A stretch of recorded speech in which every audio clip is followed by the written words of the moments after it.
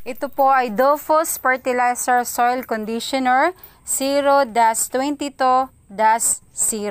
So, si Dofus ay dual purpose fertilizer dahil ito po ay granular formulation, madaling isabog, maaring ihalo o isabay sa mga synthetic at organikong pataba sa lupa, may 22% natural phosphate, hindi mainit sa ugat, agad makakain ng halaman para sa masigla at mayabong na pag-uugat. Bukod doon, may 10% silika sa pormang silicic acid. Pinatibay ang puno ng halaman upang makaiwas sa lodging. Lumalakas ang resistensya ng halaman laban sa atake ng insekto at mga sakit dulot ng bakterya at fungus. May 30% calcium sa pormang calcium carbonate pang-alis asim sa lupang sinasaka.